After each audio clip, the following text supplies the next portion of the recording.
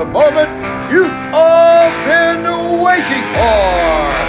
It's time for the Steak for Breakfast Podcast. It's Tuesday, May 13th, 2025, and this is the Steak for Breakfast Podcast, episode 588 and 589. Make sure you subscribe to the show. It's available across every downloadable podcasting platform. Find us on Apple, Spotify, iHeart, Samsung, or Amazon Podcasts. Check out the Steak for Breakfast link tree to Think It Show's Instagram, our latest Substack, and verified accounts on X, Getter, and True Social. What's up, everybody, and welcome to the first of two big Tuesday editions of the show today. I'm Rowan. I'll be your host for the next couple hours, and as always, there's a lot of breaking news. President Trump begins his historic trip to the Middle East with his first stop in Saudi Arabia. We've got a complete recap and update of what went down at the Saudi-U.S. Investment Forum. We bring you the latest from New Jersey and the ICE detention center that was stormed by Democrats last Friday, and what possible consequences could be coming down the pike. President Trump makes some major announcements this week regarding the cost of prescription drugs and how much more affordable it's going to be for Americans. And the Trump administration reveals that a trade deal between the U.S. and China has been reached and should be finalized over the course of the next 90 days. We got a great slate of guests coming in here today as well. Pennsylvania Congressman Scott Perry will be joining us. We'll catch up with North Carolina Congressman Brad Knott as well. And we'll do an all-volunteer second edition of Steak for Breakfast today with Tennessee Congressman Tim Burchett and Andy Ogles both joining us. But before we get into any of our interviews, let's dive right into the headlines and change the way you consume your news. Smokey, this is not Nam. This is bowling. There are rules. Today, Junior, America! Steak. For breakfast! So stand by. All right, everybody. Welcome to the Steak for Breakfast podcast. I'm Roan. I'll be your host for the next few hours. If you're a first-time listener, welcome to the show. If you're a long-time listener, welcome back to America's fastest-growing and quickly becoming favorite political podcast on a very busy News Tuesday. Guys, make sure you're subscribed to the show. It's available across every downloadable podcasting platform. We prefer Apple and Spotify. You can check us out on social media as well. We're on all of those and are most active on X. Also, check out our new YouTube channel, full episodes of the podcast, in addition to steak tidbits, some excerpts from the show, some of the best parts of our segments regarding the news, and obviously clips of all of our America First interviews as well. I hope everybody's having a good start to the week. America First definitely is in regards to President Trump and his agenda as well. Very busy on my end. Things have been kind of ramping up, getting close to the end of the school year. Summer on deck. Got a couple trips planned up, some for sports, some for family. It's just been busy times at my house. You know, we moving and shaking a lot of the things with the kids going on, and especially their sports. Little League, major season. The Yankees are in the Final Four. We had a complete team victory yesterday, 7-3 in the quarterfinals. Just an absolute great game for our entire team. My son, too, who continues to shine. He's probably, if not the best, I would say top 3 best kids in the entire Little League for the Majors division. 2 for 3, single-double, couple RBIs. He pitched 2 2/3 shutout innings throughout the course of the back end of our game as well. Last at bat with a runner on first, up 7-3, top of the 6th, and the batter lined the ball directly at my son's face. He caught it, and we won. So I was waiting right there on the third base line for him to come off the mound and over to line up to shake hands with the rest of his teammates to give him a big hug. Big dad moment. Very proud of him. I would say out of our Little League pitchers, you know, our top 3, including my son, are all travel ball players. The other 2 are what I would consider considerably better than my son as well. And he's just stood up, started the first playoff game, went 3 innings, gave up like 1 run, and then closed out the last 2, giving up none. So we are in the semis and 1 game away from the finals. So really happy for my son and his friends on this team I was able to put together. It's been really good dad moment managing it this year, and it's been a whole lot of fun. So, yeah, that's what's going on our end. I hope you're all doing well. Also, and we're going to jump right into it today because we are just getting news in every way, shape, or form And we are going to try to bring you the most comprehensive coverage of what the last couple of days have looked like, including today. And with the start of President Trump's historic visit to the Middle East, which is in full swing in the Kingdom of Saud. And right now they are enjoying a state dinner. MBS is hosting President Trump and the large delegation of American officials, which include like Witkoff, Rubio, Elon Musk is there, to name a few. And they are really trying to get some stuff done this week and bring the Middle East into the future of geopolitics. So that's what our first news segment is going to be like. Traditionally, we save the most recent news for the end, but we're going to start out with that today. And then in our second news segment, we're going to take a look at the latest from New Jersey, where obviously everybody knows a delegation of New Jersey representatives, a mayor from one of the towns, some U.S. House representatives from the Democrat conference as well, stormed, I guess. I don't even know if you could call it that. A nice facility in New Jersey on Friday, trying to impede the agents and officers from doing their official duties and what the repercussions and fallout might be. So we'll get you caught up there. In our next edition of the podcast, our second show today, we'll talk about how President Trump made a major announcement regarding prescription drug prices yesterday, and how after everyone said Donald Trump was going to ruin the economy, destroy the stock market, and isolate America in regards to geotrade, it looks like the U.S. and China are coming together to make a deal, and that'll be a huge win for President Trump. So those are the stories we're going to be taking a look at today. We got a great slate of guests coming in here as well. Pennsylvania Representative Scott Perry will be here. The North Carolina Congressman Brad Knott will be here as well. Those are our guests for show one. Show two, it's going to be an all-volunteer edition of the podcast, if you catch my drift. We'll start off with Tennessee 2's Mr. Tim Burchett, one of our great friends, and wrap things up today with Congressman Andy Ogle. So very busy, lots of news, and we're going to do the best job to bring it to you. Just a reminder, this is the Roan-only edition of Steak for Breakfast, as it's traditionally been for the last several months since Noah's work schedule changed, but we will continue to have Alan Jacoby in here on Fridays for additional commentary and just a little change of the flow of the show. You know, in addition to blasting out a couple newsletters on our Substack, the opening up of the YouTube channels, the full episodes, and then the steak tidbits, combined with having some extra commentary in here for our Fridays edition of the show, we've seen a nice little bump in the numbers. But we need you guys to continue to head over to the major podcasting platforms, including Apple and Spotify. Subscribe to the show. Make sure it's downloading to your electronic devices for free. Rate the show 5 stars. Write a review. Helps us out big time. You know, the mettle and the credibility of a show is determined, unfortunately, only in the numbers, not in the content. As you see, so many just cringe-awful shows out there with very little relevance or commentary that adds to anything. Just today, I saw creepy little Ben Shapiro crying about President Trump being gifted his new Airbus Air Force One, palace on wheels with wings, and saying like, "Oh, how can President Trump accept this gift when the nations that gifted it to him they support Hamas and all the terrorists? How can he take it? Because it's a free fucking plane. It's not like they're giving it to President Trump. They're giving it to him to be Air Force One.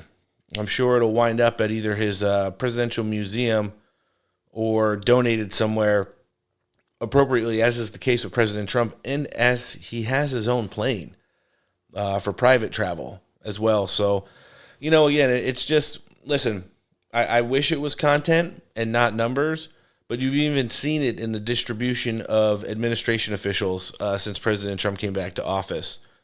I wish we were a top 25 show every single week. I wish we were able to, based off of downloads, stay high up in those rankings throughout the course of every week as well, instead of, vaulting into the top 50, the top 40, the top 30, sticking around for a day and then slowly tapering off as the downloads dwindle leading up to our next editions of the show. But here's the deal. It's not the way the world works. And the people with the most money and the people who have been able to manipulate their listenerships into subscribing to the show are the ones who get all the play. And, I'll be completely honest with you. It doesn't matter how loyal we've been to the Trump administration and that whole team over there, how good of outside of podcast friends we are with any of them as well, which in many cases we are. They look at the black and white. They look at the numbers. If I send X, Y, or Z here, how many people are going to hear it? How many people are going to see it? And that's the bottom line. And listen, when you're running a business, I honestly, in some instances, agree with them. So it's going to take that continued growth and the building of our reputation, numbers-wise, here on Steak for Breakfast to get us into that, comfortable level where we were at for, 3.5 years, where you could catch any of our Tuesday or Friday editions of the show and you'd see a veritable plethora of what was at the time former administration officials here on the show. Now that they are back in their official government context, we aren't going to see them again until these numbers are up.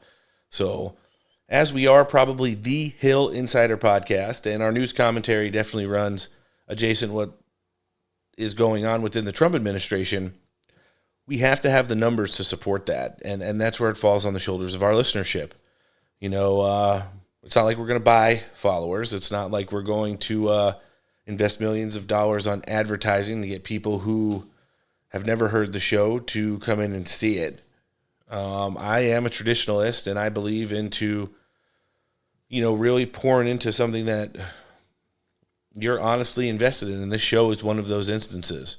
So as we tell you guys twice a week and in 4 episodes a week format, share the show with your friends, family, coworkers, and loved ones. If you like politics and you hang out with people that enjoy politics as well, especially the way we do it here on Steak, then just tell them to head over to Apple or Spotify and hit that follow button and have us download into their electronic devices, and that's it.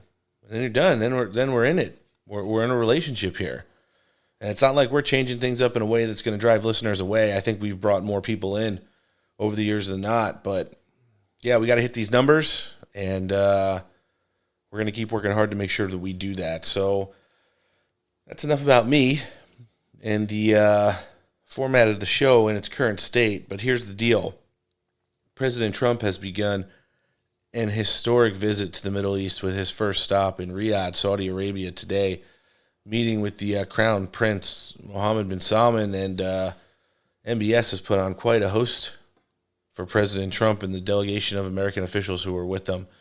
It's just a night and day look into what strong leadership compared to what was in the White House the 4 years previously looks like, and you can't make no bones about it. I mean, Joe Biden got held up on the tarmac for about 30 minutes before not being met by MBS there, and when they finally got to whatever destination it was that they were going to be meeting on, when Joe Biden went to Saudi Arabia, he received a fist bump from the Crown Prince. MBS, to say the very least, I think very much so enjoys his relationship with President Trump, and to call him a fanboy of the America First movement, it's like royalty watching not royalty who's received as royalty in the form of Donald Trump. And you know what I'm trying to say here? I'm not trying to say that Donald Trump's a dictator or a king or an emperor or anything like that, but the way President Trump is received, it's like nothing we've ever seen in modern day politics, if ever, here in the United States. And I think a lot of these people who, are used to the performative measures during their entrances and exits and all the extra frills and bells and whistles, it's one of those things. President Trump has very much attention to detail to these things. And when you look at how this trip has started to roll out, I mean, everything from the marching bands and the military to the Arabian horses, and the motorcycle motorcades, it's just been absolutely top notch.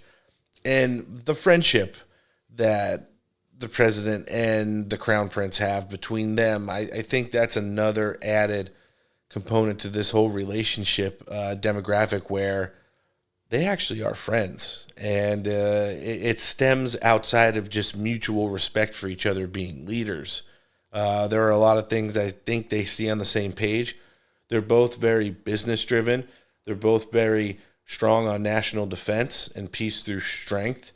They both understand that both for the United States and the Kingdom of Saudi Arabia, that peace in the region, what many would consider sustainable peace for a place like the Middle East, is critical for any kind of business-driven or monetary successes that the major powers, the Saudi Arabias, the Qatars, the UAEs have in advancing their nation's futures in a positive light. So, President Trump doesn't like wars breaking out all over the planet, and the elephant in the room is Iran, as we'll see, or at least hear in the next couple of moments as we're getting ready to jump into that. So without further ado, this is going to be at the top of President Trump's speech today, which was being tabbed as the Saudi-U.S. Investment Forum. There's a lot of things regarding, So President Trump and MBS signed mutual agreements today for a $600 billion joint effort between the two nations, going to be creating a lot of jobs for the United States, defense-driven here. The Saudi Crown Prince has pledged to get that $600 billion up in the neighborhood of $1 trillion of investment by the time all things are said and done. But ink to paper today, guaranteed $600 billion in mutual business dealings between the United States and Saudi Arabia. So things are off to a good start. Like I said, they're in the middle of a state dinner right now. Whether it was the beast being led down some of the main drags of Riyadh by Arabian horses, by motorcycle motorcades, whether it was the cool little golf cart that the Crown Prince had that he gave President Trump a ride in, some of the performances you saw that welcomed the President and the Crown Prince to and from events as well. It was setting the stage for President Trump's time to speak at this forum earlier today here in the United States. And here's us getting in right now with the beginning of that speech. Let's hear it. With this historic state visit, we celebrate more than 80 years of close partnership between the United States and the Kingdom of Saudi Arabia. Ever since President Franklin Roosevelt met with King Solomon's father, King Abdul Aziz, aboard the USS Quincy in 1945, the U.S.-Saudi relationship has been a bedrock of security and prosperity. Today we reaffirm this important bond, and we take the next steps to make our relationship closer, stronger, and more powerful than ever before. And you talk about some of the roots or backstory or origins of the strong relationship that we see today with the United States and Saudi Arabia. And as President Trump mentioned right there, it's all the way back in 1945 and towards the end of World War II that the United States and Saudi Arabia became partners and really forged something that has grown into what a lot of us see today. So it would be that partnership that President Trump would like to kind of opine on.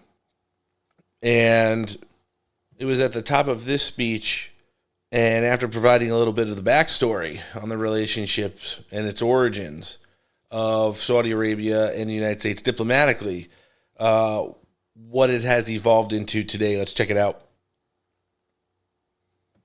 I can say partners worldwide, one of our great partners, no matter who we look to, and we have great partners in the world, but we have none stronger and nobody like the gentleman that's right before me. He's your greatest representative.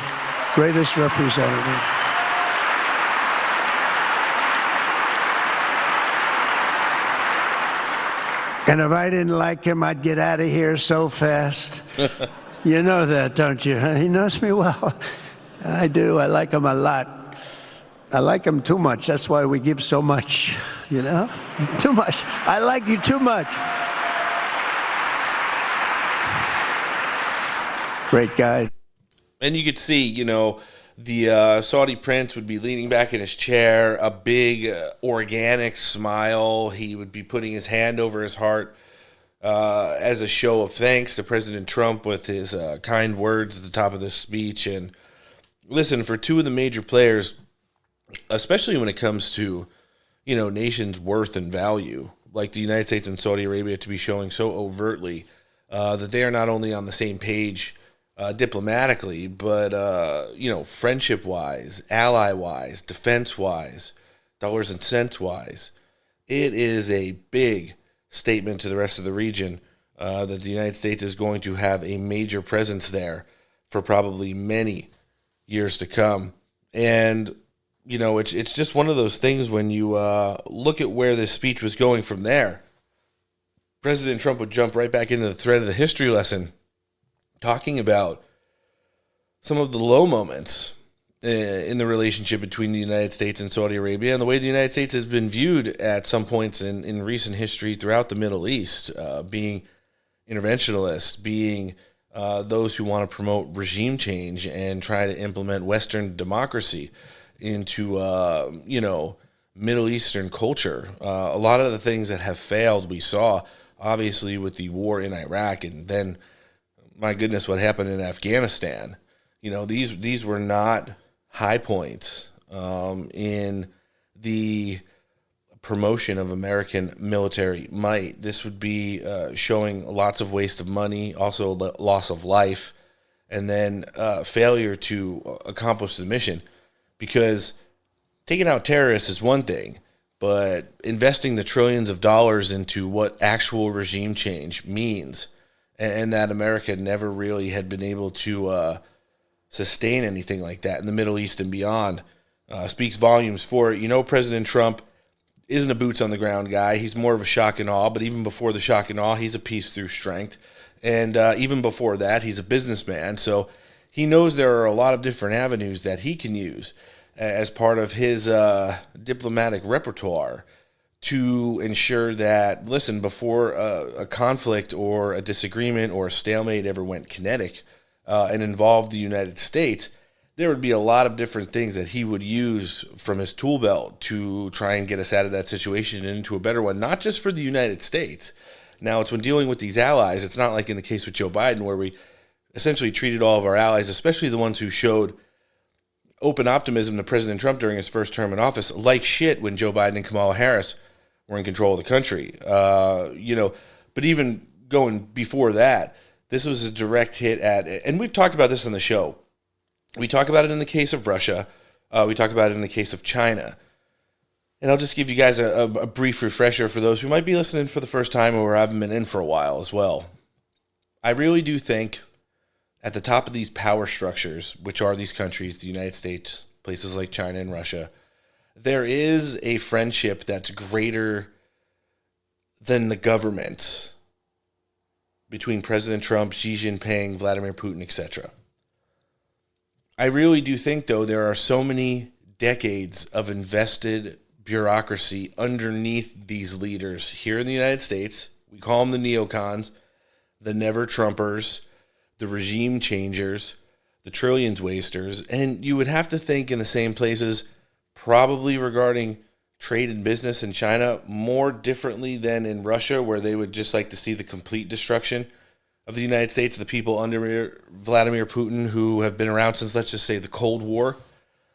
And it makes for a more difficult situation because, in my opinion, the way I see it, leaders like Trump, leaders like Xi Jinping, leaders like Vladimir Putin, I think they're all getting up there in age.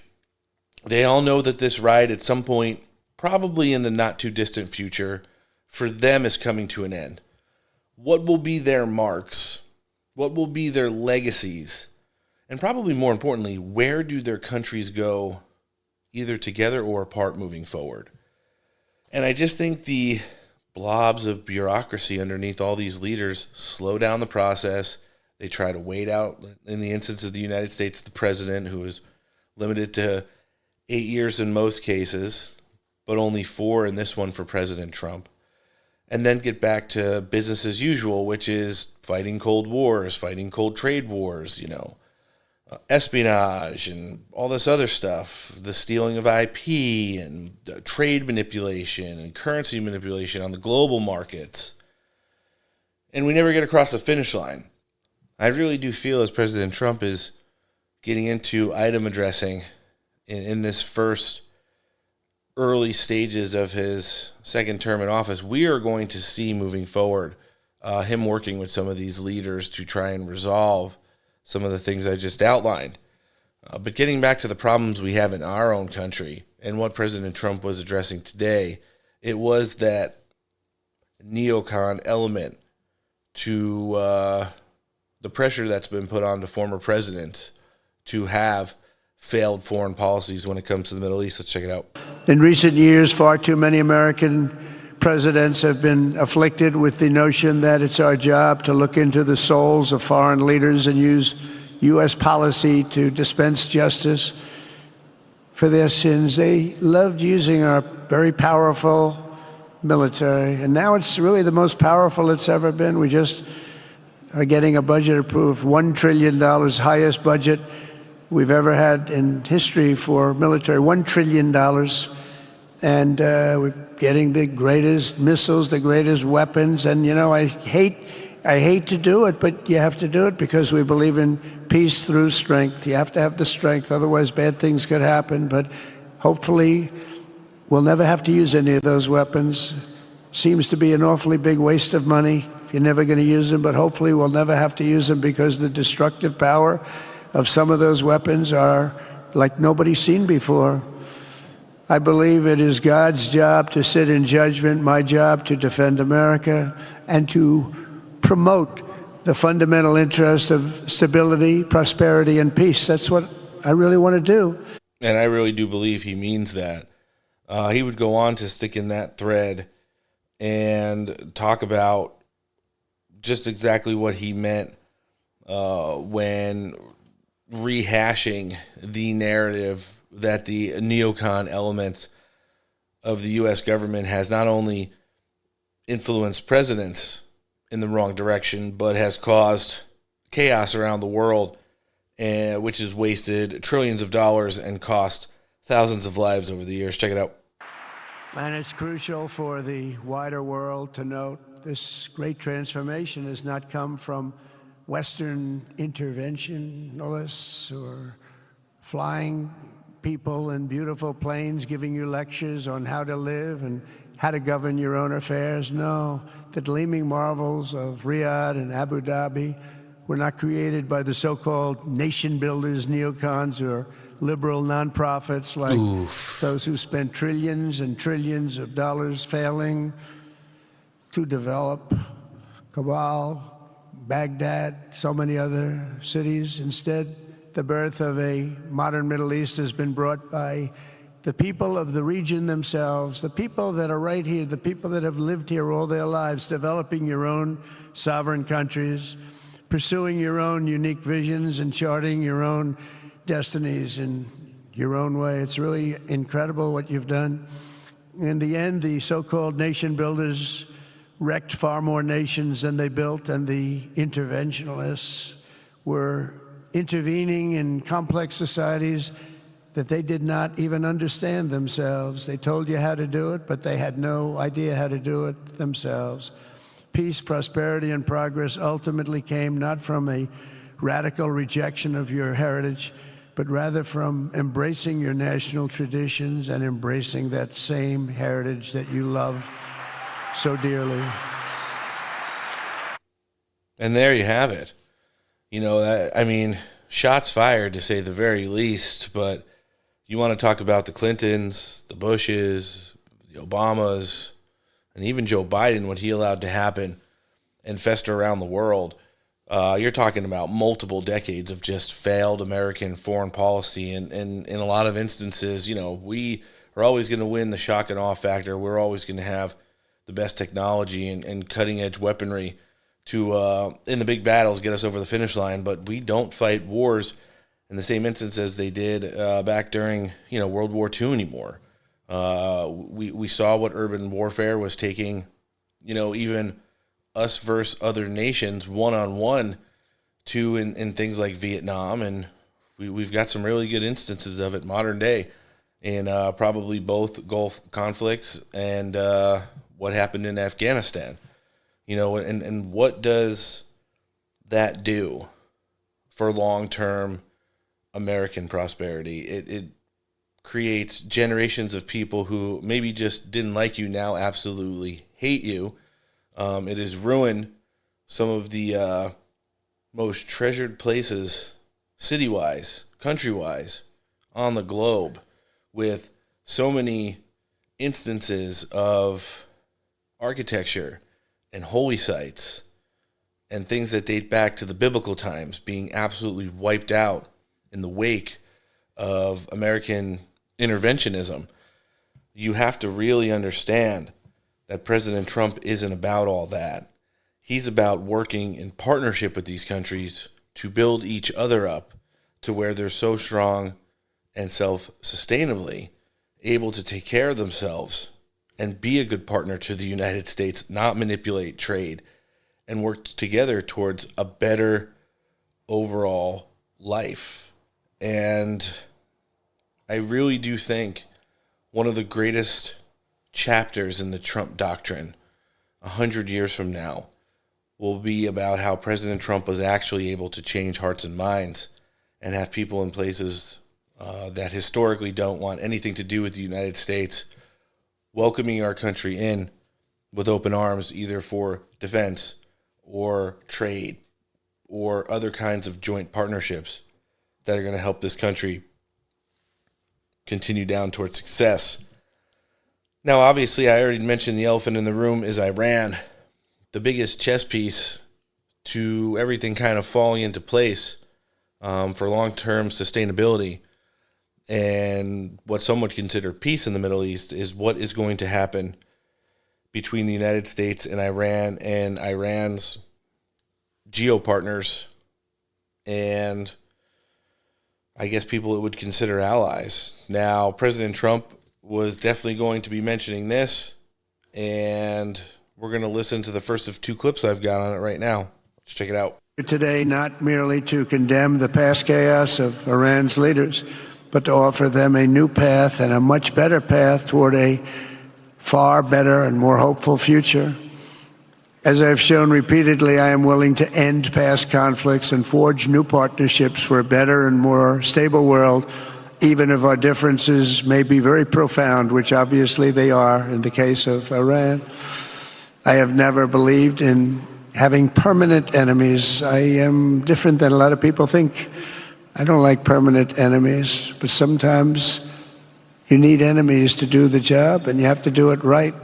Enemies get you motivated. In fact, some of the closest friends of the United States of America are nations we fought wars against in generations past, and now they're our friends and our allies. And this is such a good point right there. You know, you hear President Trump cracking open the door to the possibility of maybe being able to, down the road of peace, do something with Iran outside of threatening their nuclear ambitions with American military might, and with the focus being on their nuclear facilities and infrastructure, and say, like, is this guy fucking crazy? Just think of the relationship that the United States has now with countries like Japan. I would say some of the other ones, obviously, Germany, not so much. Their whole European Union thing has kind of bogged that down to where we're just like at face value friends, I think. Obviously, there's a lot stronger relationship now with the Italians and the Americans than there was before Giorgia Meloni took over as the PM there. But I think the greatest incidence of what exactly this could be like 10, 20, 30 years from now is the relationship that was forged coming out of World War II between Japan and the United States. You can't argue the fact, especially now.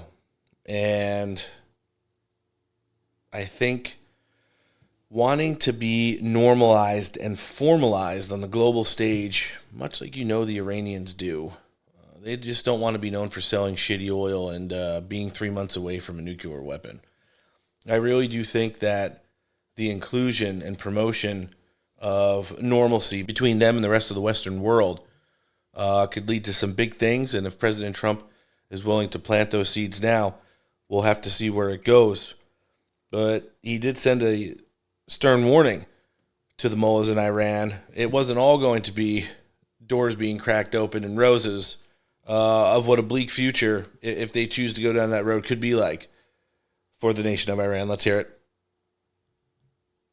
But with that said, Iran can have a much brighter future, but will never allow America and its allies to be threatened with terrorism or nuclear attack. The choice is theirs to make. We really want them to be a successful country. We want them to be a wonderful, safe, great country. But they cannot have a nuclear weapon. This is an offer that will not last forever. The time is right now for them to choose. Right now, we don't have a lot of time to wait. I like it. You know, and it's like, for as much as they're probably discussing behind the scenes the importance of being brought back into the worldscape and normalizing and formalizing relations with the modern West and a lot of its allies could mean for the nation of Iran, at the same time, they've been 3 months away from obtaining a nuclear weapon for, a decade now? And President Trump isn't going to allow them to be at the process right before the uranium is enriched to the point to where it can be weaponized. And that's the bottom line. Well, obviously, because President Trump said so. Oh.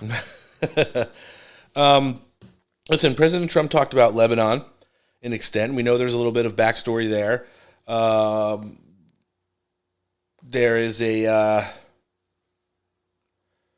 kind of a crossroads their governments are at in Lebanon. You know, it's so tough having influence from Iran pressuring you to keep up the fight as like one of those geographical next door neighbors of Israel, the harboring of terrorists, the financing of terrorism as well, and so on and so forth. And after laying out a long laundry list of ways that Lebanon could live a much more fruitful future by abandoning, you know, those long-term issues that they've had, not just with Israel, but, you know, creating instability overall in the Middle East, it was a surprise to hear President Trump, and in the short time that he and the Crown Prince had to talk behind the scenes, probably via other methods of communication leading up to this investment forum, but President Trump had an announcement to make about the recently turned over nation of Syria. Check this out. Likewise, in Syria, which has seen so much misery and death, there is a new government that will hopefully succeed in stabilizing the country and keeping peace. That's what we want to see in Syria. They've had their share of travesty, war, killing, many years.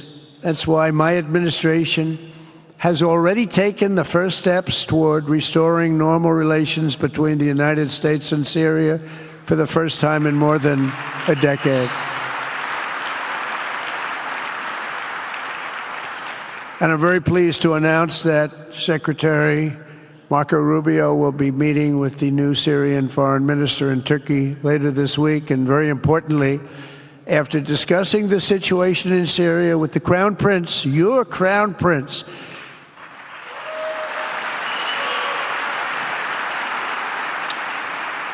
and also with President Erdogan of Turkey, who called me the other day and asked for a very similar thing, among others, and friends of mine, people that I have a lot of respect for in the Middle East, I will be ordering the cessation of sanctions against Syria in order to give them a chance at greatness.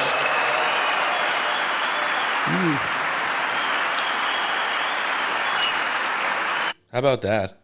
It's not just going to be high-level talks between the United States and the new government within Syria, who we all know overthrew Bashar al-Assad not too long ago. It's not just going to be the pressure that's been put on by other nations in the regions for Syria to, and in layman's terms, act fucking normal, not be just, turn into another radical Islamist regime, try to adapt some kind of a sustained centralized government and have it be for all the people, not just for certain sects of the, Islamic caste structure. And in a collaborative effort between Turkey and Saudi Arabia and probably some other unmentions in the Middle East, President Trump is willing, for now, to lift sanctions on Syria and allow them to begin to formalize themselves. And again, if Syria is that much ahead of some of the other nations that President Trump is prioritizing, like I said, he mentioned Lebanon. And Lebanon is obviously having a direct connection to Iran, and they're the big one. So here's the deal. If we can use Syria as the model, and the U.S. and Saudi Arabia and Turkey and other nations are supporting them and lifting themselves back up, well, you got to think people in Iran are going to be watching this with a very keen eye. And if there is some, I guess, immediate but then long-term and sustained success here, maybe they'll join in, and we'll have to see what happens. Because President Trump was there for a lot of things, but I think everybody understands what this was all about. Investment for him. It's what he does best. Let's make a deal. Actually, let's hear it. And you saw that when I knocked out ISIS in 3 weeks. People said it would take 4 years, 5 years. I did it. We did it in 3 weeks. Just days ago, my administration successfully brokered a historic ceasefire to stop the escalating violence between India and Pakistan. And I used trade to a large extent to do it. I said, fellas, come on, let's make a deal. Let's do some trading. Let's not trade nuclear missiles. Let's trade the things that you make so beautifully. And they both have very powerful leaders, very strong leaders, good leaders, smart leaders. And it all stopped. Hopefully it'll remain that way, but it all stopped. I was very proud of Marco Rubio and all of the people that worked so hard. Marco, stand up. What a great job you did on that. Thank you, J.D. Vance, Marco. The whole group worked with you, but it was a great job. And I think they're actually getting along. Maybe we can even get them together a little bit, Marco, where they go out and have a nice dinner together. Wouldn't that be nice? But we've come a long way, and it could be, millions of people could have died from that conflict that started off small and was getting bigger and bigger and bigger by the day. I've also been working relentlessly to end the terrible bloodshed between Russia and Ukraine, and he would opine on that a little bit, but I think the there is talking about where the Middle East goes forward from here. President Trump has unlocked just one of those unvariables that you can't even plan for. There wasn't a person probably outside of that room who thought going into this investment forum that we would be bringing Syria back onto the global stage and formalizing relations, not just with those within the region, but with the United States and the Western world as well, and how that incentive could be the key to beginning to unlock more widespread peace throughout the Middle East and beyond. Last clip I've got, obviously part of the closeout, so I'll just let you know on the lead-in. So when President Trump took the stage, he came out to God Bless the USA. Not an abbreviated version, the entire version, and he stood there like a boss on stage while the entire song played before taking the mic. And, well, as you'll hear right now on a small portion of the closeout we're going to play, this began like a Trump rally, and it ended like a Trump rally. Let's check it out. In the United States, we've launched the golden age of America. It's the golden age. We see it. We see it with all that money, trillions and trillions of dollars pouring in, hundreds of thousands of jobs coming in with it. And with the help of the people of the Middle East, the people in this room, partners throughout the region, the golden age of the Middle East can proceed right alongside of us. We will work together. We will be together. We will succeed together. We will win together. And we will always be friends.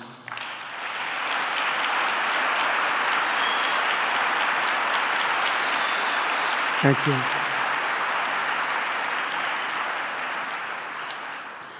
So, Mohammed, I want to thank you again very much for having me. And as a representative of what I think is the greatest nation in the world, we are with you all the way, and you have a tremendous future. Thank you very much. And please pay my respects to your father. Thank you very much. Thank you.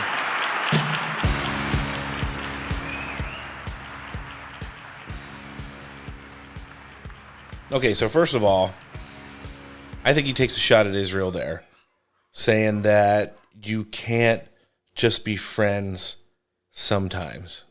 The United States will always be friends with those who considers it just such.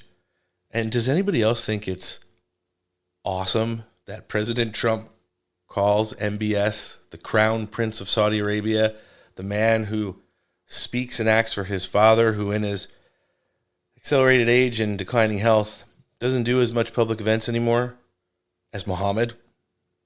Not Mohammed bin Salman, not your Royal Highness, not your Excellency, not anything related to anything that would be that is a friend talking to a friend when he says, "Thank you, Mohammed, for putting this together. You've got a big, bright, beautiful future." I love it. I loved what President Trump got done in the Kingdom of Saud today. And we're going to leave it at that as we're getting ready to jump in with Pennsylvania Representative Scott Perry. But before we do, we're also going to have a first check-in with one of our partners. Friends, I want to take a minute and talk to you about cigars. Whether you're on the golf course, fishing on the lake, or doing some yard work around the house, our friend Alan has got you covered. He's launched the Patriot Cigar Company. The tobacco is hand-picked in the fields of Nicaragua, right next to where Mike Lindell picks his coffee beans. The cigars are hand-rolled, aged 3 years. If you enter promo code STEAK here, you're going to get 15% off your total order. Every order over $100, free shipping, and a $10 e-gift card is included with every purchase. MyPatriotCigars.com, that's MyPatriotCigars.com, a premium smoke for freedom-loving patriots. All right, joining us first on the show today is Big Tuesday edition of the Steak for Breakfast podcast. He's the congressman who represents Pennsylvania's 10th Congressional District, which means we're welcoming back Representative Scott Perry. Thanks for coming on the show. Great to be with you. The winning just continues unabated, right? That's what's happening today. After a busy weekend, you open the news this morning and you're like, oh my goodness, I can't process all the winning. You know, I'd say any kind of pushback is just incorrect, because as I'm watching on the big screen here in the studio right now, we have breaking news. There's more winning.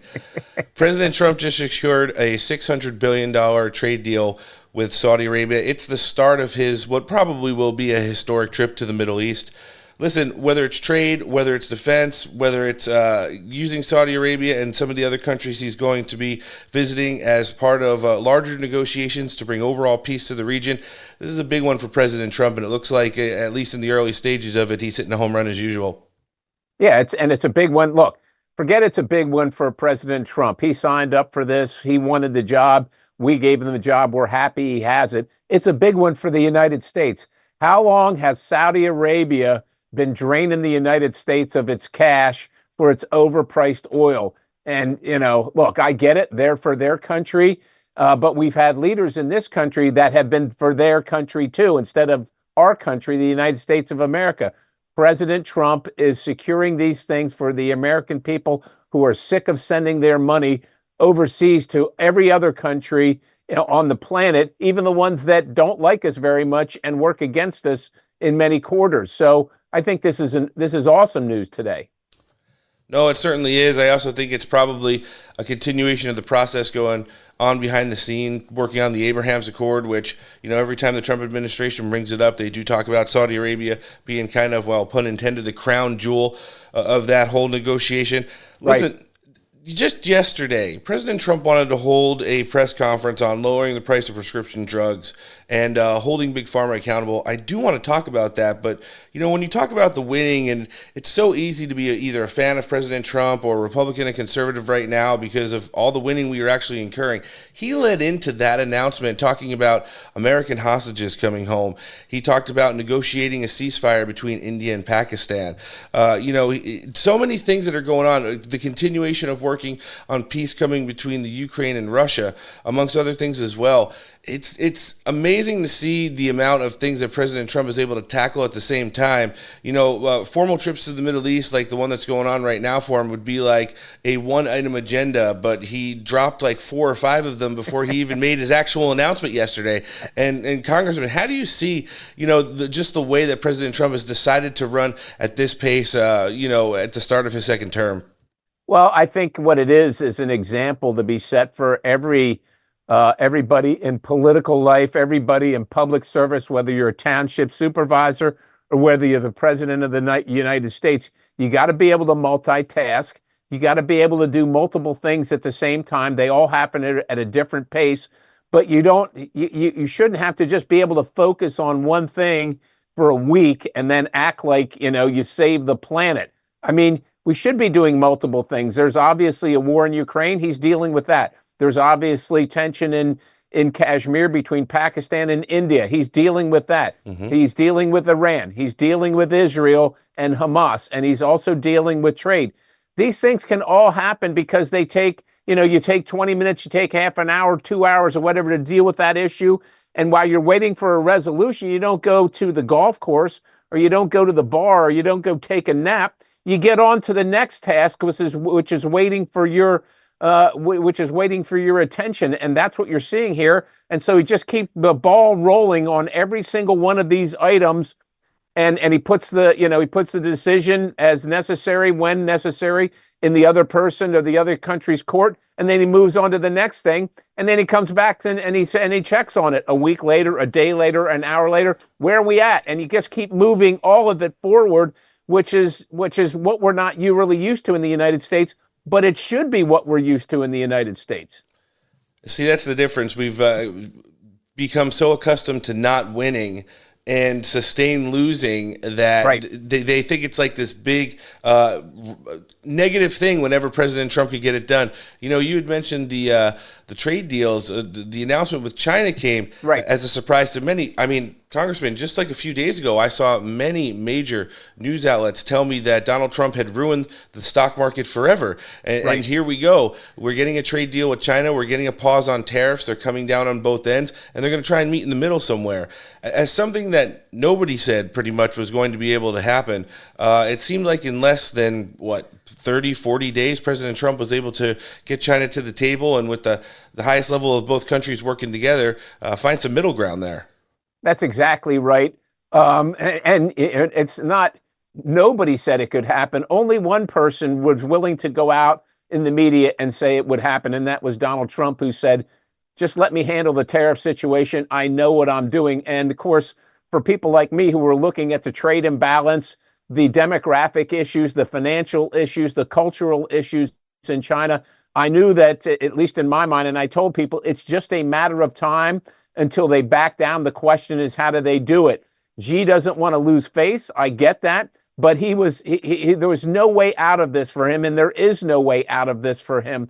So kudos to Donald Trump for getting it, for being patient, for holding the line, for standing up against the naysayers and the fake news, and for being confident in what he knows is correct, that China, the Communist Party of China, if left unchecked, wants to be the global hegemon.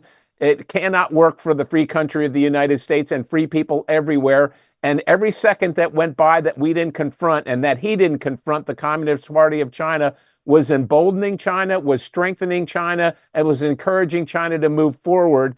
And this is, again, a lesson to the rest of the world's leaders and prospective leaders in the United States about how it's done. Yep. And why it's done. Yeah, he is rewriting a lot of playbooks, and I think some of the ones on economics and trade are going to be the ones that are going to be most viewed probably 100 years from now, to say the least. Listen, we know up on Capitol Hill, Congressman, you've been making a major push to make Medicaid better. It's such a taboo topic that's demonized in the press, although we know so many people abuse the system in so many different ways, and I'm sure you're going to outline a little bit as we lead into this. With the work that you and your office and some of your congressional counterparts that you collaborated with in this push to make Medicaid better, in conjunction with President Trump's announcement yesterday to, historically lower the prices of drugs so that the people in America can get the same relief that other people in, modern countries experience as well. How is this narrative becoming another one where Donald Trump's going to bust? They're telling me in the news right now that Donald Trump's trying to take away Medicaid from everybody, so that must mean he's getting ready to win on it at some point in the very near future. Well, that's exactly right. And of course, what they're not telling you is under the current Republican plan being discussed, it's a 25% increase over 10 years. Only in Washington, D.C. is a 25% increase somehow gutting a program like Medicaid. But what we're talking about is actually saving it for the people that it was intended to be, for the people that were intended to use it, the poor and the people that cannot work because they're confined to a wheelchair or some other thing like that. And there's a lot of capable people that have physical challenges. That having been said, there shouldn't be one person here that's illegally in the United States receiving Medicaid benefits, but there are. There shouldn't be any improper payments, but there are. There shouldn't be people that are single, able-bodied, and when I say able-bodied, that means single. You don't have children to stay home and take care of, and you're able-bodied. You're not. You're able to work. Those people should not be receiving full Medicaid benefits. And right now, the biggest population on Medicaid, again, designed for the poor and designed for those incapable of working, the biggest population is single, able-bodied individuals. And then it's also the states that are gaming it through a thing called the provider tax, where they tax the hospitals that receive the federal Medicaid dollars. The state taxes them for the dollars they receive to get additional dollars out of the federal government, so that the states don't have any skin in the game. The states aren't paying for any of this at all.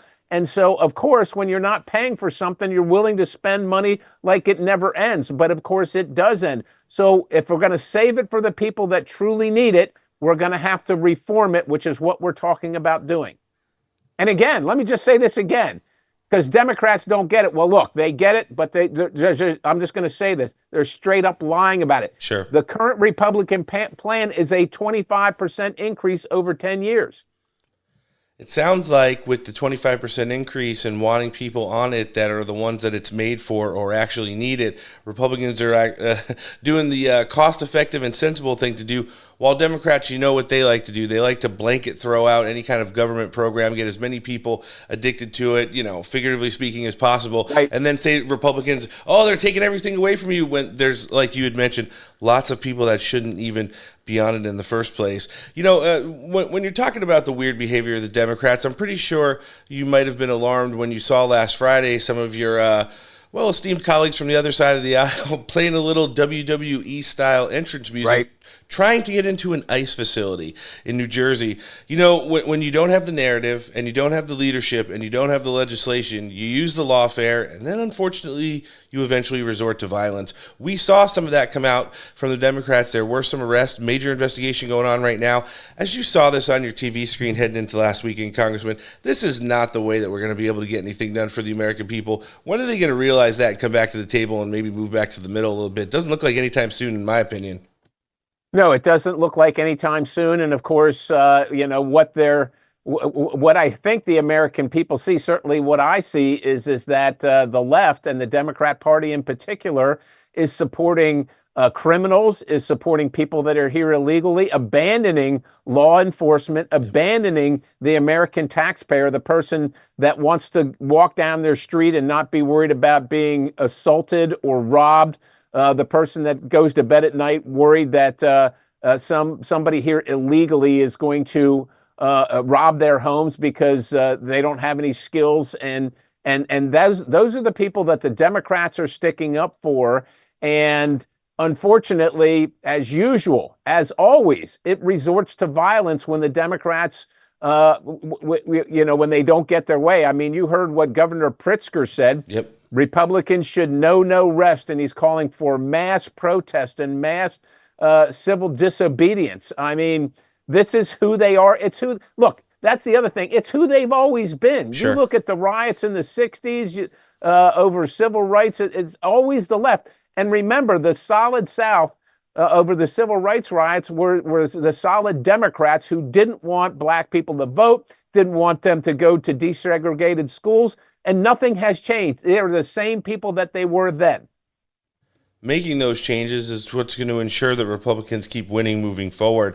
Last thing I got to ask you about today, Congressman, one of the biggest things we're looking at and have been focused on here on the show, you're heading into those final rounds of negotiation, talking about taxes, into the markups for some of the big three committees having to do with the reconciliation package and getting that done around-ish the Memorial Day weekend deadline that President Trump and Speaker Johnson are looking for. Any kind of an update you can give us heading into this? Listen, we know this is the toughest part of the negotiation process, obviously the end of it, but for the amount of work that you guys have done, that's amazing.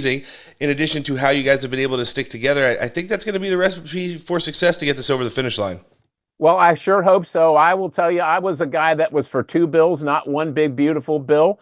But look, however it gets done, I don't care as long as the right thing gets done. Every single Republican wants to make sure that taxes don't go up. But of course, as you know, taxes are scheduled to go up unless we do something about it this year. So they will expire. The current tax rates will expire at the end of the year, and they will shoot up. The average cost for an average household in Pennsylvania, $2,400 in increased taxes. Nobody wants that. But at the same time, we know that since Joe Biden's been the president, the spending at pandemic levels has continued unabated. There is no pandemic. We don't have an extra $2 trillion to spend every year. So we're going to have to find a way to find some savings if we're going to make sure those taxes remain permanent, the current taxes.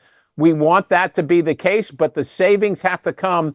And right now we are not there. I'm looking at what the product coming out of the Energy and Commerce and Ways and Means.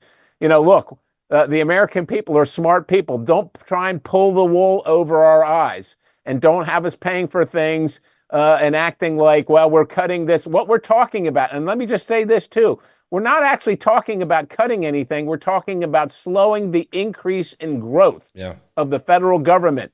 We should be able to do that, and we should be able to do that at somewhere around $2.5 trillion annually or over 10 years. And if we can't do that $2.5 trillion over 10 years, I'm not sure we're going to get there, but I sure hope we do. I certainly hope as well. You know, we need that realistic kind of view heading into this thing. It's the best way to provide the political commentary on it, obviously with the people who have their hands on it like yourself. Listen, Congressman, and that just makes the point right there. It's a very busy week up on Capitol Hill, but you took some time to join us today. We are very appreciative of that. We've got everything live linked in our show description, including a link to your congressional website. They can sign up for your newsletter, check out all the great work you're doing on and off the Hill. Where can we find you on social media? We'll live link that as well. You can find me at Rep. Scott Perry. Rep. Scott Perry. Yes, sir. And you heard him here today, the congressman representing Pennsylvania's 10th Congressional District, obviously out there fighting for all of America. Representative Scott Perry, thanks for joining us on the show. Sir, have a great rest of your week. We'll see you again soon. Thank you. Have a great day. Appreciate it. The Trump administration is warning there could be more arrests after 3 House Democrats attempted to push through ICE agents and enter a New Jersey immigration detention center on Friday. Get your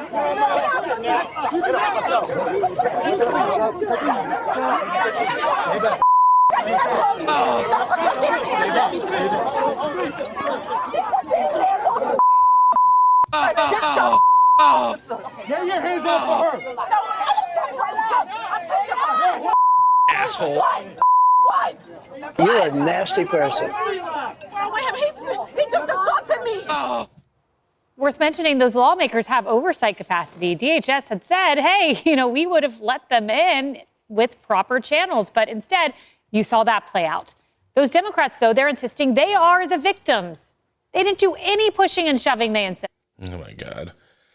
Jump back into the news portion of the podcast here, and it was great catching up with Pennsylvania Congressman Scott Perry. I'm still Roan, and that was a Fox News alert yesterday talking about the possibility of more arrests incoming for Democrat House representatives. And again, we got into this story as we were getting out of here on Friday afternoon. We spoke with one of I believe our last interview about it as well. It was kind of a developing story happening in real time, so we couldn't get too much in on other than what we were seeing on television. Obviously, the commentary from whatever rep we were talking to at the end of our show on Friday as well. Didn't want to say too much without kind of gaining more knowledge on the situation, but now that the dust is settled and the smoke is cleared, Democrats went to do what they usually do best, protest and grandstand and not move the needle on anything outside of an ICE detention center in North Jersey last week. The situation escalated. It got what I would consider mildly violent. definitely majorly impeded federal agents and officers and government employees from doing their official jobs and duties. And where do we go from here is the question that a lot of people right now are asking. And if you're asking Hakeem Jeffries, who's the Democrat House Minority Leader, again, in title only, we like to clarify that here on the show, they're not looking at anything in regards to accountability. They are actually saying, fuck around and find out in regards to charging any of these Democrat U.S. House reps in regards to this situation. So when they don't have the power, when they don't have the narrative, when there's a leadership vacuum and everything is falling apart, they do one of two things. We talk about it here all the time on the show. Weaponize lawfare and resort to violence. They already resorted to violence. Now are they looking to weaponize lawfare in regards to this situation, or are they looking to resort to more violence? Well, I'm going to play you a clip which just came out here Tuesday afternoon now from Capitol Hill, Hakeem Jeffries and what he had to say on the situation, and I'm going to ask you to decide. Check it out. Statement the other day after there was this incident in Newark, you said they better not touch our members. Correct. What happens if they were to go and arrest these members, or if they would try to sanction them here in the House of Representatives? They'll find out. What would you do? They'll find out. What recourse? I mean, but doesn't that broach a? They'll find out. Doesn't that go across? That's a red line. What's the red line though? I mean, I know we have this. It's a red line. It's very clear. I mean, first of all, America's not buying this bullshit anymore. Anyone who is anyone can see the videotape and understand that the only reason that that situation, which went down in Newark last week at the ICE facility, escalated because the Democrats would not follow the proper procedures to be able to get inside of that facility. And that was chain of command and authorization from the federal government. Now, at the same time, when things didn't go their way, they did resort to violence. I'm not saying it was brutal, but it was a riotous situation. You could take a small clip of what happened at that ICE facility on Friday, show it to some retards who know nothing about anything, say that it was staged outside of the Capitol and during January 6th, and they would be calling for the heads, figuratively, of all the people involved. So it's going to be really interesting to see where this goes and what Kash Patel and Pam Bondi have cooking in regards to these Democrats. Speaking of retards, one of our favorites here on the show, New York Congresswoman, former bartender, AOC, Sandy Ocasio-Cortez, had this to say from her Twitch stream last night. Check it out. And now what DHS is trying to say, again, they're using public intimidation because they know that they cannot come for us all. They know that they cannot come for us all. And recently what they said is that DHS is allegedly looking into arresting members of Congress who were showing up for their legal and constitutional obligation to conduct oversight. If anyone's breaking the law in this situation, it's not members of Congress, it's the Department of Homeland Security. It's people like Tom Homan and Secretary Kristi Noem. You lay a finger on someone, on Representative Bonnie Watson Coleman, on Representative, or any of the representatives that were there, you lay a finger on them, we are going to have a problem. Because the people who are breaking the law are the people who are not abiding by it. And it is enshrined in the law that members of Congress who show up to ICE and CBP facilities are required to be granted access, legally required to be granted access. And they legally cannot be inhibited from accessing these facilities to conduct their constitutional obligation to investigate and conduct oversight. So if Kristi Noem wants to break the law, that's on her. But it sure as hell is not someone like Representative Robert Menendez that needs to be arrested. Okay. To be honest with you, I'm kind of retarded. Yeah, she is. And there's so much of that that's not actually in the Constitution because, again, you know, just as a little refresher for our listenership, AOC is central casting. She has no idea what she's doing or talking about. She only can regurgitate what's put in front of her. I would probably bet a decent portion of my pension that she's never actually read the Constitution or knows very little about it. And listen, there is nobody out there saying that the Democrats cannot be afforded the ability to conduct oversight into anything. But let's just talk about the case of double standard. We'll go with being a Democrat 101, rejection, deflection, and projection, and how many times and how often and with impunity were House Republicans and those in the Senate on the Republican side who demanded to see the inside of facilities holding January 6 detainees were denied throughout the course of Joe Biden and Kamala Harris's time in office.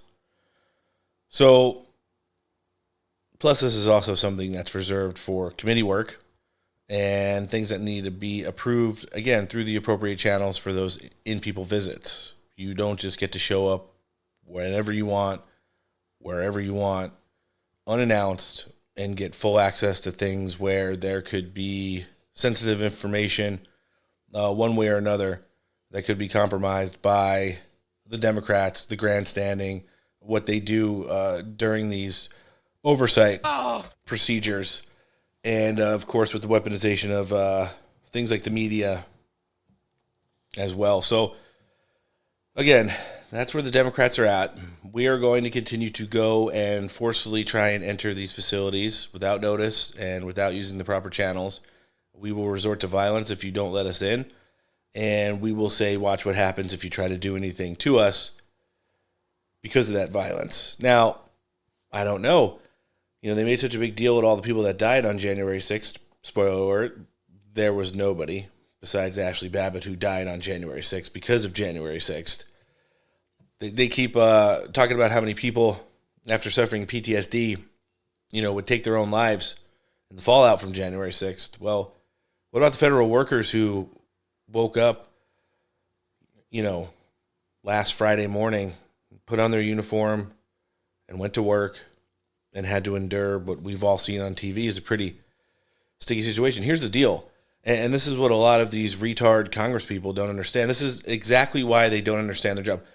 The workers at this ICE detention facility in New Jersey are the same workers who were there 6 months ago when Joe Biden and Kamala Harris were president.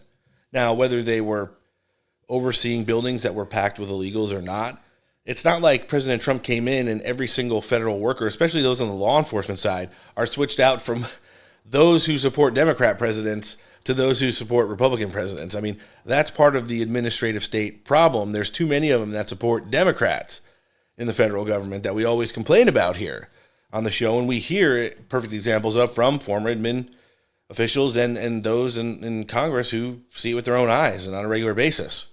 So, again, much in the same way, like Democrats vandalizing Teslas or like literally them going after their own party, this is the same thing as well. Those who were working at ICE detention facilities under Joe Biden and Kamala Harris are still the same workers, and now Democrats who loved them 6 months ago are now physically assaulting them in their place of work. Quantum retardery, but that's where we're at. Pam Bondi, my good friend Cash, drop the hammer on them. Set the tone. It's the only way to get them to stop. You know, I noticed that Democrats stopped going to all these federal agencies after Elon Musk and the Doge team did a couple primetime interviews on cable news and literally made fun of the people that were stopping them from trying to find fraud, waste, and abuse. I noticed that a lot of these Democrats who were grandstanding outside of federal agencies stopped doing it in such a high frequency once the Education Secretary, Linda McMahon, showed up on a live television spot for the Democrats to cut her own promo, WWE style, and ask him, what's your problem? Throw a couple of them in handcuffs, detain them, charge them, let them go through the legal process, and make them understand that there are consequences and repercussions for them doing this stuff. And I can assure you, it will all but stop. Or they'll start sending their minions, and then we could just round them up anyways, because they're all hiding in their mom's basements now, regardless. Guys, wherever you're listening to the show today, hope you're enjoying the first of two big Tuesday editions of the Steak for Breakfast podcast. Do us a favor. Share the show with your friends, family, coworkers, and loved ones. Head over to your favorite podcasting platform, whether it's Apple, Spotify, iHeart, Samsung, Amazon Podcast, or wherever you're hearing the show. Subscribe for free. Make sure it's downloading to your electronic device. Rate the show 5 stars and write a review. You can also check out our brand new YouTube channels as well. And then find us on social media, Twitter, Getter, True Social, Instagram, and TikTok is where we're at. Find them, follow them, hit the notification bell. You'll never miss out on all the great stuff we've got going on down here at Steak for Breakfast. You know you were going to hear from Tom Homan at some point, and much to his displeasure for the job he's trying to do, he's watching this stuff unfold in real time. Here's what happened when he jumped on Fox News Monday and what he had to say about the incident at the New Jersey ICE Detention Center last week. Cam video, absolutely incredible to see that went down. And before we get to it, I'd like you to also hear what the Newark mayor had to say also in his defense. We ask them to obey our laws, to obey the policies and rules here in the city and the state of New Jersey, not to run roughshod over the Constitution of the United States, the Bill of Rights, the 4th, the 5th, the 14th Amendment, and everybody on this soil deserves due process. Tom, he's saying they're the good guys here. Well, look, he's not very smart. I mean, bottom line is that's what the facility's all about. This facility's about due process. This facility is where we put illegal aliens, people in the country illegally, first of all. If they're in the country illegally, they're being detained. And they were screaming and yelling about due process and 14 and all this in the Constitution. This is where due process happens. We have to detain them to go through the due process. Sometimes seeing a judge, sometimes they already have final orders. It's ranging removal to their countries, to getting travel documents to their countries, and making sure all the administrative processes are followed. So this is exactly what the facility means. And I'll tell you this, I can guarantee you this facility has higher detention standards than any New Jersey facility. This facility has highest detention standards in the industry. You compare that to any jail in New Jersey, and you'd be shocked how high these detention standards are. I don't doubt him. I also don't think that the Trump administration, is going to stop Democrats from conducting oversight. I think just to prove President Trump and Tom Homan and Kristi Noem and Stephen Miller right, at some point they will be allowed access after going through the appropriate channels to some of these detention centers. But listen, the Democrat mayor and people from the state Senate in New Jersey, in collaboration with their U.S. House representative counterparts, go into this facility like they don't get blanket access like that. Just because you're the mayor of a town where there's a federal installation, it doesn't mean you get to walk through anytime you want. It's federal property. And if you want access, you have to go through the correct channels to gain it. But again, when they have nothing, and they knew it was going to be a pretty large week of winning here in America First, this is what they do to take you into the weekend. Last clip I've got, as we're getting ready to jump in with North Carolina Congressman Brad Knott, on Friday, following this, and in addition to the argument that's rampaging on right now on what are we going to do to get these criminal, and again, that ICE detention facility is housing rapists, murderers, pedophiles, thieves, abusers, drunk drivers who are all here in this country illegally, just to clear the air and make it crystal on what exactly these Democrats are fighting access to see. Who's going to be the next Maryland man in their eyes. But here's Stephen Miller talking about something we're pretty hyped for happening. Hopefully suspending the writ of habeas corpus, which is going to allow us to take invaders to the United States and remove them as expeditiously as possible. Let's check it out. Well, the Constitution is clear, and that, of course, is the supreme law of the land, that the privilege of the writ of habeas corpus can be suspended in a time of invasion. So I would say that's an option we're actively looking at. Look, a lot of it depends on whether the courts do the right thing or not. That's going to be a big one to see how SCOTUS rules on this. You know, the only other thing I've got on immigration, non-related to this, was something very interesting I saw over the weekend. I saw the new British Prime Minister, Keir Starmer, talking about how Britain must finally resolve the migrant crisis that they have. And in some of his rhetoric, he even went on to say, and this is a quote from him, remember, censorship UK, African and Middle Eastern Muslims taking over the UK. And he actually had the audacity, after how bad the UK government has been to its own people over the course of the past 2 decades, to say this: we risk becoming an island of strangers, not a nation that walks forward together. I don't know what that means, but this came on the heels of saying unmitigated migration into the UK right now is not only a major concern of the government and of the people, but it's also contributing to the erasure of overall British history, which, essentially goes back to biblical times. Definitely as far back as Braveheart. So, interesting to see. The wheels are turning. The planes are deporting. And, again, we're winning. When you see the Democrats resorting to violence, when you see the Democrats resorting to lawfare, when you see the exposés, like the continuation of books that are coming out, tell all about Joe Biden, man, you see some of this stuff coming out right now where anyone who had access to Joe Biden outside of his inner circle, it just didn't happen. In addition, they knew because of his declining health, especially when it came to, of all things, walking, they had talked about wheelchairing him up for his second term, but only would be revealing that if and after he won the presidential election in 2024. It's fucking wild. Joe Biden and Hunter Biden and Joe Biden staffers were legitimately running this country. And they were looking to make Joe Biden the grandma in the wheelchair meme, off the cliff. That's real. And yeah, it's a shame. And in a lot of instances, sad.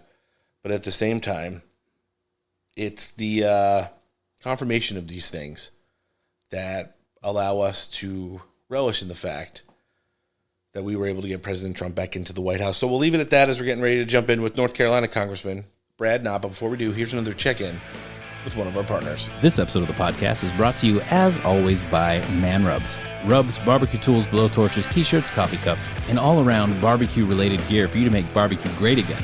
Can be found at manrubs.com and on Instagram, manrubs.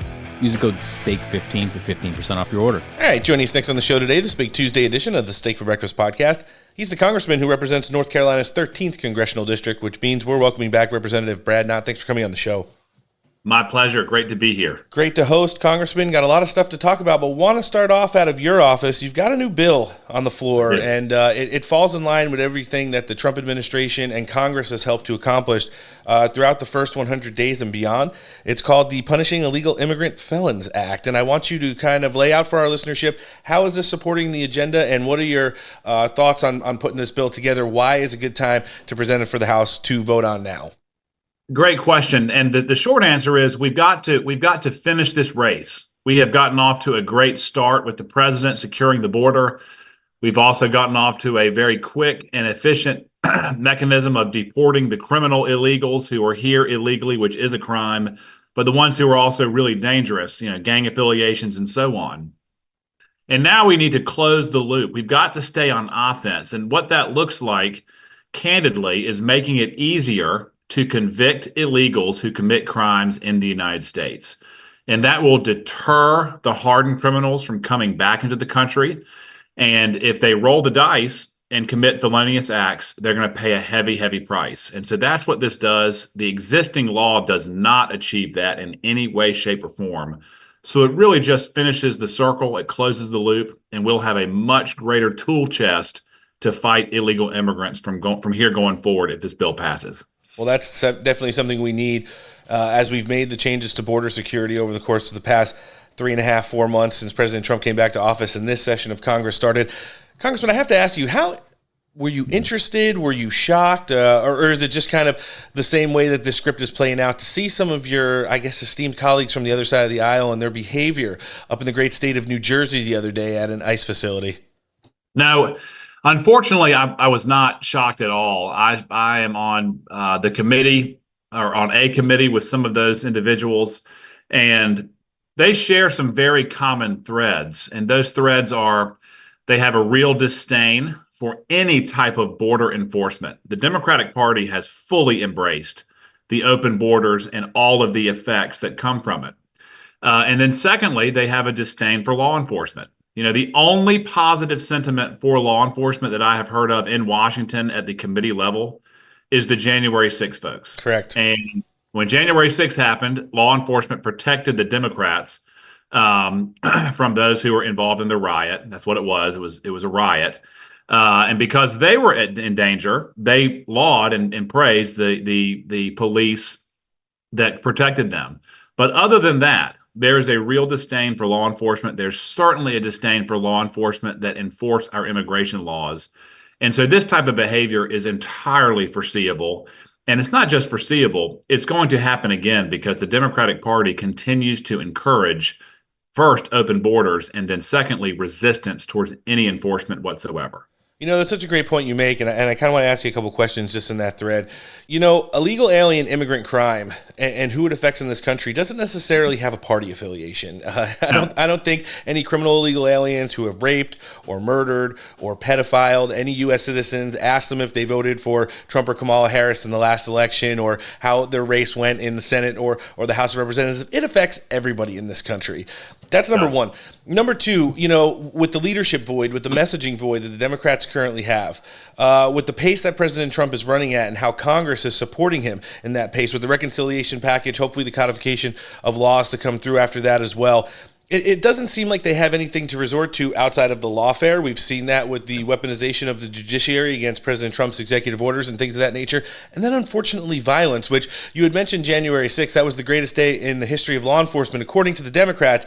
But since then, they could care less about said law enforcement and therefore, you know, encourage their constituents to aid and abet illegal aliens, impede the federal government from interacting and getting these people out of the community. And then, unfortunately, like we saw in the Garden State last Friday, kind of resort to violence. Who does this tailor to on the Democrat side of the aisle? And do you see it as an opportunity for Democrats to continue to be courted by Republicans, much like we saw in the last election cycle, to come over to our side where we're doing common sense and we're doing safe and security again? Well, there's a lot of things to unpack there, but I will say one of the justifications that the Democratic Party uses to advocate for illegal immigration is the lie that illegal immigrants are peaceable, patriotic, loving people across the board. And when you have these hardened criminals en masse who are getting ready to be deported, that's a fundamental rebuttal of everything that the Democratic Party says about the immigrant class as a whole. Sure. And they refuse to acknowledge the open and obvious ill effects, the bad effects that are all around us. I mean, just the one that's the clearest to me as to what the open borders facilitate. In 1990, there were fewer than 5,000 Americans who died from hardened drugs, from controlled substances on overdoses.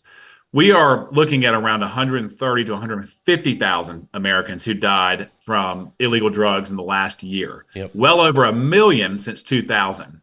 The ill effects are direct and they're indirect, and they touch every corner of the country. And so when you have this, you know, putting the spotlight on the bad effects of illegal immigration, it flies in the face of their narrative.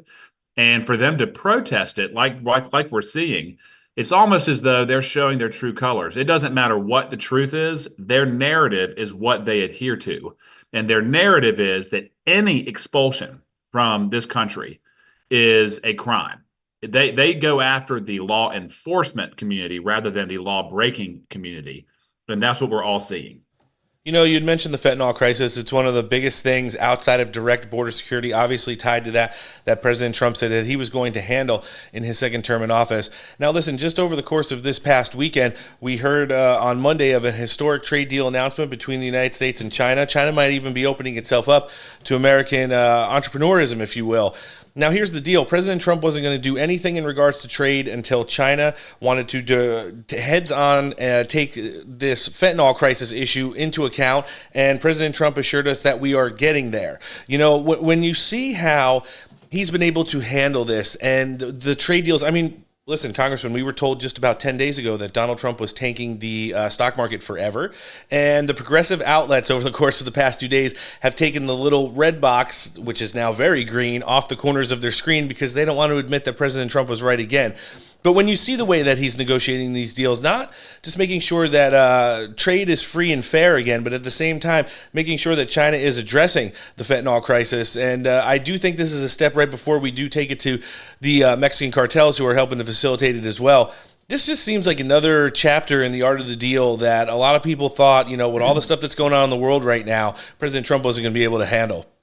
That's right. It shows a real kind of a multi-layered dimension of leadership. And whether it's trade or fentanyl, there has been a real hesitance, especially from the Biden administration, who is basically open for sale for anyone who would give him or his family benefit. Yep. And, obviously, China is a hostile actor on many levels. They steal $1 trillion a year of intellectual property.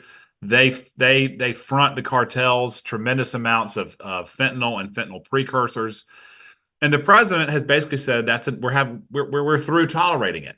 We've had enough of it. So he goes after them economically. He goes after them from a criminal justice standpoint. He is pinching off the border to preclude the continued influx of criminals. So he's really leading. He is addressing problems, and when you get down to a core definition, addressing real problems is what leadership is all about. He is doing an excellent job. And not to put in a shameless plug, Congress needs to do our part with this as well. Passing my bill will go a long way towards, again, closing the gap to make sure that Americans can rest easy. And if you're an illegal immigrant felon, whether or not you're trafficking fentanyl or heroin or something else, you're going to be punished. Needs to happen. It certainly does. Yeah. What about some of the other announcements that came out of the administration earlier this week on the heels, or actually ahead of President Trump's big trip to the Middle East? We've got a ceasefire negotiated between Pakistan and India. We've got the last living American hostage who is being held by Hamas on the Gaza Strip, now back in the United States. We've got a bunch of stuff going on here. And then, obviously, the huge announcements about the reduction of cost for medicine coming to the United States and to your pharmacists real soon. And that has to go off the fact, much like the trade imbalance before President Trump took that on, it's just another part of the system that's gained against the United States and at the end of the day needs to be reset so everybody's paying their fair share, especially Americans who have been overcharged in some instances nearly 300% for decades. Yes.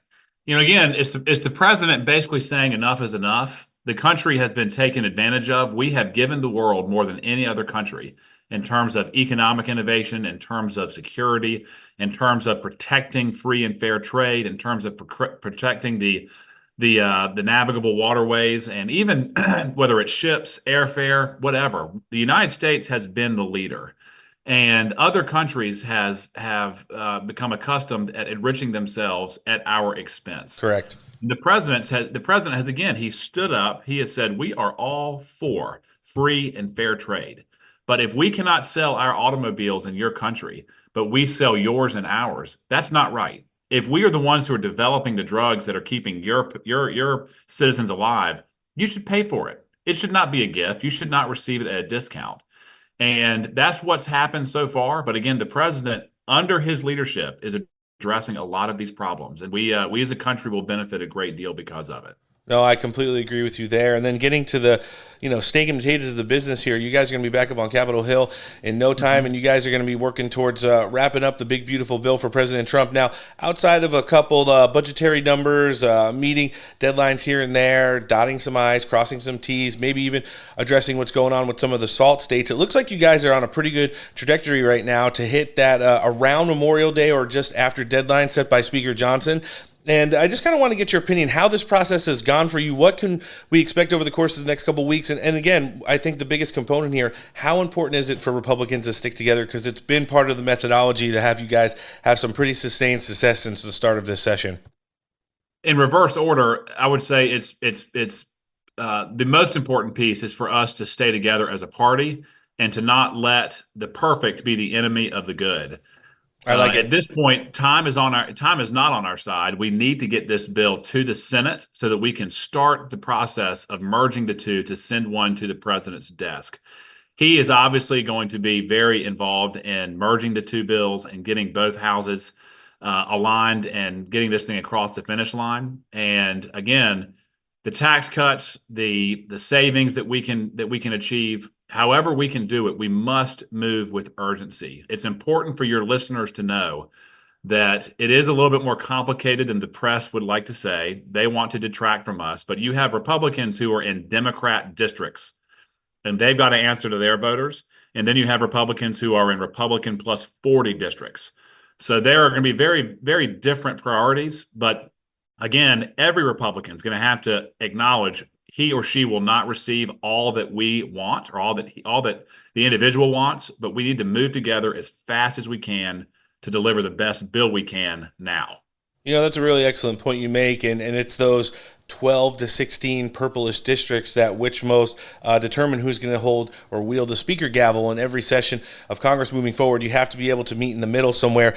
Now, Listen, I've had a bunch of members from the Republican conference on in the last 2 weeks, and they've said a lot of the similar things you did. One of the things they all kind of alluded to, though, was it's the real savings, especially coming up for the midterm elections, those cuts that Republicans promised coming out of the House during the last election cycle that you guys have to kind of deliver on. I mean, we're going to get border security. We're going to get a lot of other stuff for President Trump that's going to help promote and advance his agenda, which essentially is the good works of Congress. But at the same time, when you're talking about those real cuts, do you feel like that's something that you guys have to get done and deliver for the American people as well? Again, I'll go back to what I just said. If it was me and I was running a dictatorship, we'd probably have more cuts than will ultimately be achieved. However, we did just have a call with one of the big committees last night, and the numbers are going to be met. Again, it might not be as much as everyone, including myself, would want. But this bill is not the end of the war in cuts. This is just one chapter. So we can pass this bill to deliver on the priorities that all of us want. And then we can circle back and, again, pass standalone bills to further reform, further save, further implement and codify the DOGE cuts, for instance, or other efficiencies down the road. And I think we'll do that. But this bill is moving, and cuts will be locked in to the tune of over $1 trillion, $1.5 trillion as a floor. And that's real. That's a very real number. So I'm optimistic. I do like the fact that House Republicans held the line on the trillions rather than the billions that came out of the Senate. It was really interesting to see those two numbers. I was like, man, this is going to be tough to meet in the middle. But again, I guess Speaker Johnson working with President Trump, Leader Thune, and then a lot of the committee chairs were able to get that done. And I think if we get this reconciliation package passed and there is a T as in trillions attached to the word savings, you can't look at it as anything other than a big W for House Republicans supporting President Trump, I guess coming out of the first third of what would be his last term. That's right. That's exactly right. Well, Congressman, this was great catching up with you today. Busy Tuesday here on Steak for Breakfast. However, you made time for us. We've got everything live linked in our show description today, including a link to your congressional website. People can sign up for your newsletter, check out all the great work you're doing on and off the Hill. Where can we find you on social media? We'll live link that as well. Yeah, so we've got obviously on X, Facebook, Instagram. It's at RepKnott, REPKNOTT. Check us out. We've got a great team who runs that. I admittedly am not the one running it, but I approve most of it, obviously, and would love to engage with you. I do respond to comments. If there's one that's of note, they'll bring it to my attention. So please come by and see us. Look at us online on the social media websites. And if you're in Washington, come by the Longworth building. We'd love to see you there as well. That great team set up this great interview today with the congressman representing North Carolina 13, Representative Brad Knott. Thanks for joining us on the show this week, sir. Have a great rest of yours, and we'll see you again soon. Yep, take care. Guys, we're coming back with another all-new edition of the Steak for Breakfast podcast, so sit back, relax, and let us change the way you consume your news.